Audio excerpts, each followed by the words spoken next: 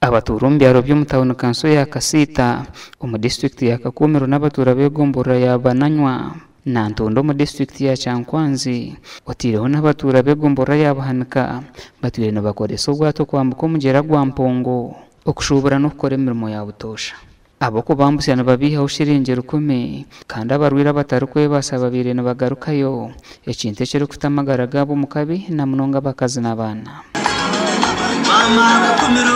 hatengazi hanga Robina na Banja hatiraho miliyoni ziri kurenga 300 kutaho rutindo aha mugero gwa Mpongo okurabira mu cyaro cya Nyabarungi orije kugeta district ya Kyankwanzi ne ya Kakumiro tambuzawo ekikugenda side za Buseri Hoima abaine ebirime ebiragenda nka Hoima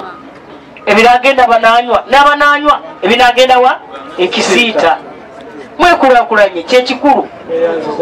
nze manyi ndi empeera y'omuntu yenna eri mu ggulu wekere ate okulaba nti ataddeko bridge eno oba olutindo luno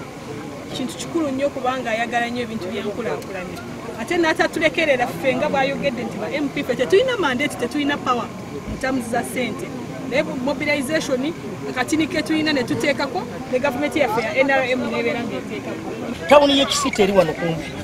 abantu bawane Bananywa bakolera emikisita ab'Ekisita Bananywa nabo bwe bali baabo bonna bali mu kukola ab'Ekisita emmere eveni ate n'abeeno emmere emu eveni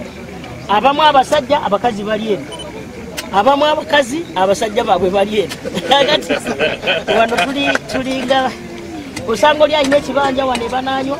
ate ng'omukazi namba 2 oluusi ali eno Nabanja nagira ngu yakizeho miliyoni 220 kandi ngo nayenda okweza okukwaza kuhwa orutindo narwo rube rwahwire bamwe mu batura basima entunguka egi turasima habwo rutindo orubatukorire Prime Minister Nabanja orwaturetire turateganisibwa munonga na munonga nkanye niyo mucyara ndiyo mushubuzi mbenda za Kampala ndakwata ndetorora kuriya konka to batukorire rutindo rwaha hati ndashemererwa munonga tibeta kabasa kwambuka tuze Baranywa konka hati yo mugisho gutwatunga